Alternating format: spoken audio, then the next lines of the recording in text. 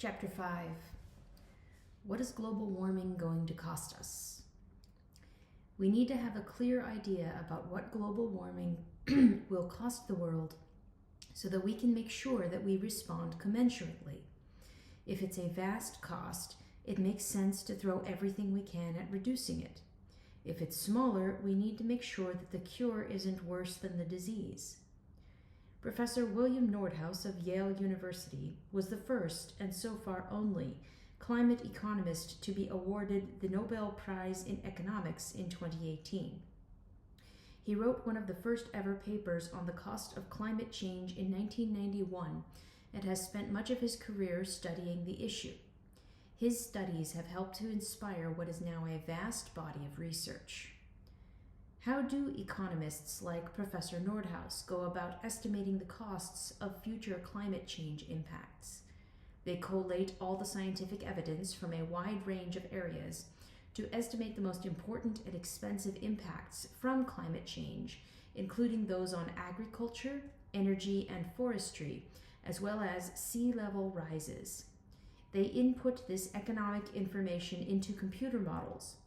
The models are then used to estimate the cost of climate change at different levels of carbon dioxide emissions, temperature, economic development, and adaptation. These models have been tested and peer-reviewed over decades to hone their cost estimates. Many of the models also include the impacts of climate change on water resources, storms, biodiversity, cardiovascular and respiratory diseases, vector-borne diseases like malaria, diarrhea, and migration. Some even try to include potential catastrophic costs, such as those resulting from the Greenland ice sheet melting rapidly. All of which is to say that while any model of the future will be imperfect, these models are very comprehensive. When we look at the full range of studies addressing this issue, what we find is that the cost of climate change is significant but moderate in terms of overall global GDP. Figure 5.1. Impact of temperature rise. Total impact as percentage of global GDP of a given temperature rise, based on 39 published estimates in the literature. Larger circles are better studies. The black line is Nordhaus's best estimate.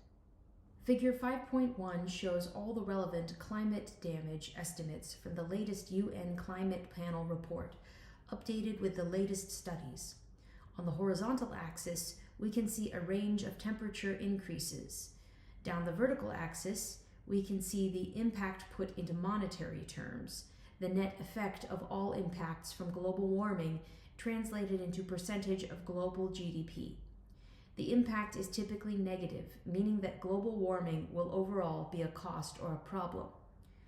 Right now, the planet has experienced a bit less than 2 degrees Fahrenheit global temperature increase since the Industrial Revolution.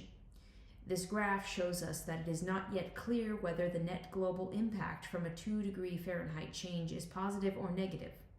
There are 3 studies that show a slight negative impact, and one showing a rather large benefit. As the temperature increase grows larger, the impact becomes ever more negative. The dashed line going through the data is Nordhaus's best estimate of the reduction of global GDP for any given temperature rise. We should focus on the temperature rise of just above 7 degrees Fahrenheit because that is likely to be what we will see at the end of the century, without any additional climate policies beyond those to which governments have already committed. At 7.2 degrees Fahrenheit in 2100, climate change would cost negative impacts equivalent to a 2.9% loss to global GDP. Remember, of course, that the world will be getting much richer over the course of the century, and that will still be true with climate change. We will still be much richer, but slightly less so than we would have been without global warming. You may very fairly be asking at this point, how can this possibly be true? Given all the alarming stories in the media, how can it possibly be that the world's top climate economists find that relatively unrestrained warming will cost less than 3% of global GDP? It seems like a tiny number given that apocalyptic rhetoric characterizes the climate debate. We've seen in previous chapters that much of what we have been told about climate change's effects is misleading. Those impacts are the building blocks, as it were, of the total cost. When we allow for the reasonable assumption that people, communities, and countries will take reasonable measures to adapt to the effects of rising temperatures, then the damaging impacts of climate change turn out to be rather low. Indeed, many impacts, as we saw with hurricanes and extreme weather in general, might actually lead to lower, not higher, relative costs. Let's zoom in on one of the most important areas, agriculture. Over the past century, agricultural output has grown enormously as farming has become more efficient. Globally, the value of agricultural products is more than 13-fold higher than 150 years ago. Cereal production is now more than 3 times what it was in 1961, outpacing population growth that grew a bit more than 2 times. And these increases are projected to continue. But global warming will incur real costs and reductions to agriculture. Unlike almost any other sector, agriculture is acutely vulnerable to changes in weather because most of it will always have to take place outdoors. As rising temperatures and changing precipitation patterns impact future agriculture, the increases in food production will be smaller than they could have been. Reading the headlines, we would think these reductions would be massive. Climate change threatens future of farming in Europe. Climate change could lead to food shortages in the UK. Climate change is coming for Australian sheep. Climate change could lead to major crop failures in world's biggest corn regions. Climate change is likely to devastate the global food supply. But these headlines are misleading.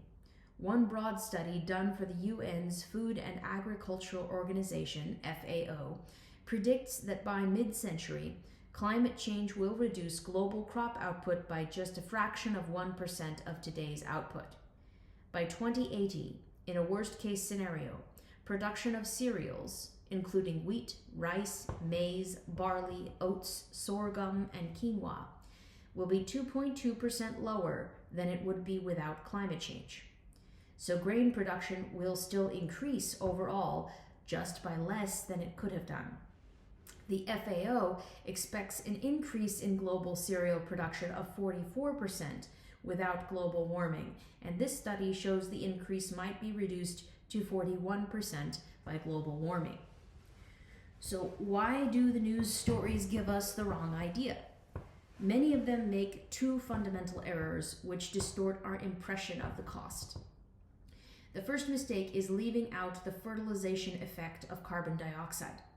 Carbon dioxide is a fertilizer that boosts photosynthesis.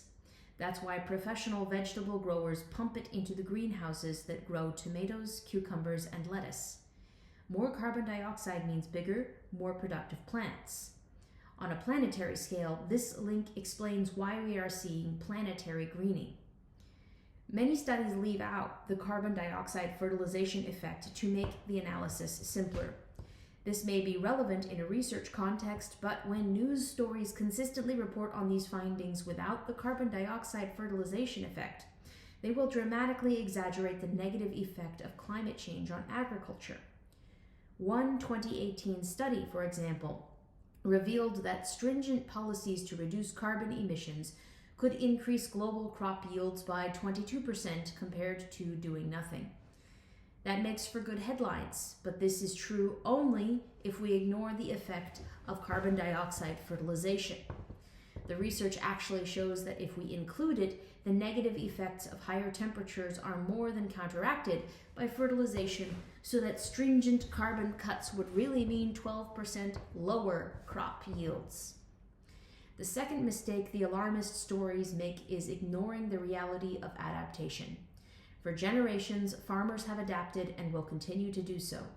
If you assume that a wheat farmer in today's warm countries will naively and robotically continue to plant wheat even as temperatures rise, then significant reductions in yield are inevitable. But in any real-life scenario over the next 80 years, farmers, their children, and grandchildren will start to tinker with earlier sowing, adapt to different wheat varieties, and might eventually switch entirely to crops that fare better in hotter weather. At the same time, more wheat farming will take place further north in cooler areas.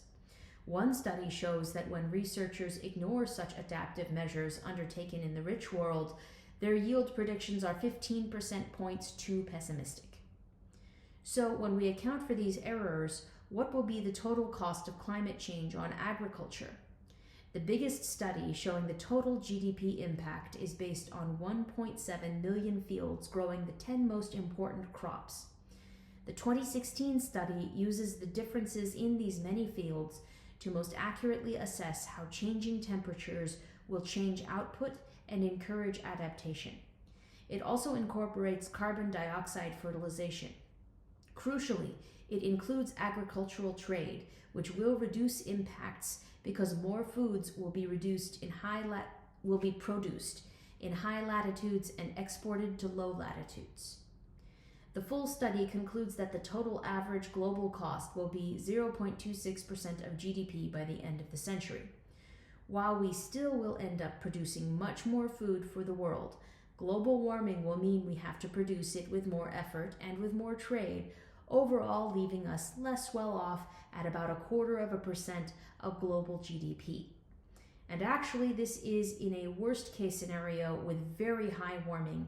With less extreme warming, the costs end up being much closer to zero, and in 3 of 11 scenarios explored by the researchers, there would actually be benefits of up to 0.15% of GDP. This kind of study doesn't give a great worst case headline that can bounce around the world, but it does give us a good sense of the size of the total problem. One of the reasons why the impact of global warming on agriculture is so slight is that agriculture isn't a huge part of the world economy anymore. In the part of today's world that is rich, agriculture makes up an ever smaller proportion of the economy. In the United States, agriculture employed perhaps 80% of the workforce in 1800, and it was responsible for more than half the net worth of the economy. Today, it employs 1.3% and produces 1% of the economy. As countries get rich, an ever smaller proportion of the workforce produces more food, while everyone else is freed to produce other goods and services. Even if we will have to use significantly more resources to grow the same amount of food later in this century, it will be a significant amount of a very small part of the economy. The poorer world is undergoing the same transition that the rich world has experienced. In 1991, more than half the workforce in the low and middle income world was engaged in agriculture and responsible for more than 18% of the economy. Today, only a third of the workforce produces much more food, but because the total economy has grown even more, agricultural output accounts for only 8% of the economy. Climate causes only a 0.26% reduction in GDP by the end of the century because it affects this ever smaller part of the economy. That serves to underscore how it is possible for the total impact of climate across all areas to add up to less than 3% of global GDP, as Nordhaus's and many other studies show. It's natural to ask at this point, what about the scary scenarios that the researchers haven't thought of? As we have seen, economists have studied lots of different climate impacts very specifically, but it's sensible to wonder, what if we're still missing something? It's impossible, of course, for any damage model, even the most sophisticated one, to include every single possible climate impact. It stands to reason that sectors most likely to suffer the most expensive damage have been studied and modeled, but there could be omissions that make the estimates too low. So, to account for any omitted damages, Nordhaus has added 25% to each damage estimate to take account of possibly omitted damages. See Figure 5.2. Figure 5.2.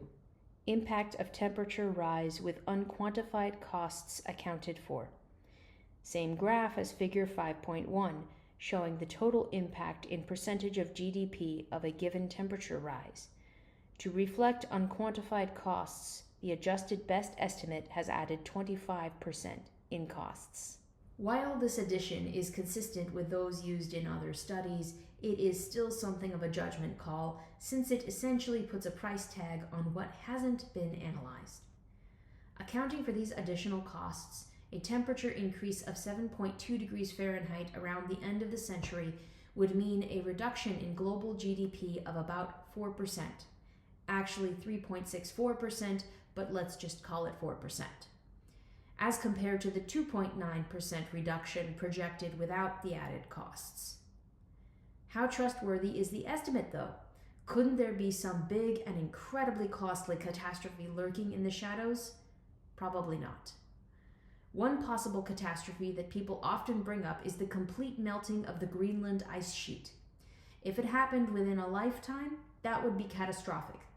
However, the UN Climate Panel finds that even with a very large amount of heat, it will take a millennium or more to melt all of Greenland's ice.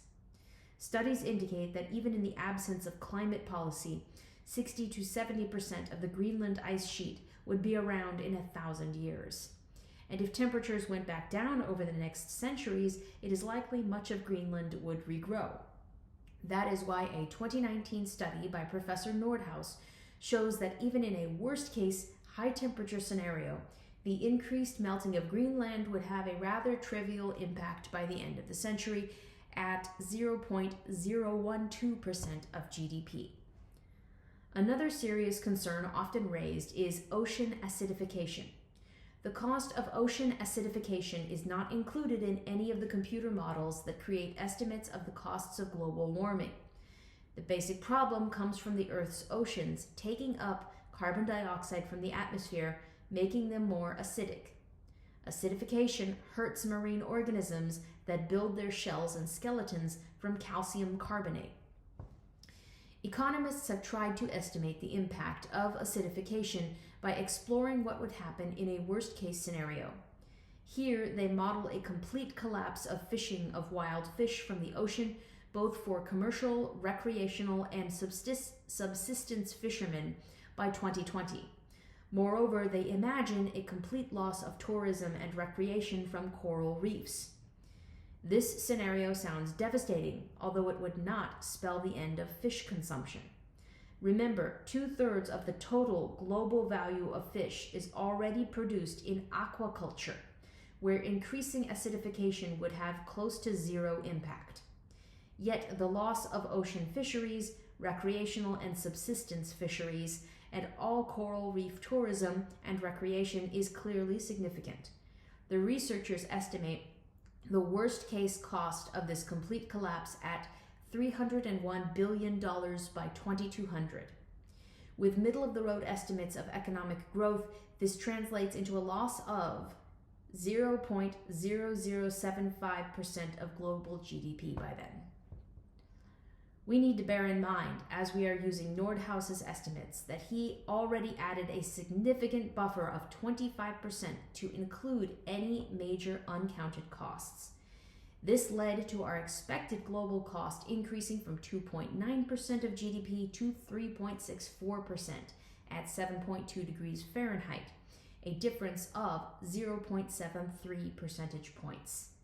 It's clear that this increase is much, much higher than the combined century-wide costs of the collapse of the Greenland ice sheet and the total collapse of marine fisheries and coral reef tourism from acidification. And the buffer is large enough to account for many other costs that have potentially been left out. Indeed, this buffer could accommodate for 100 different impacts, each as large as the worst-case complete loss of marine fisheries and coral reef tourism in 2200.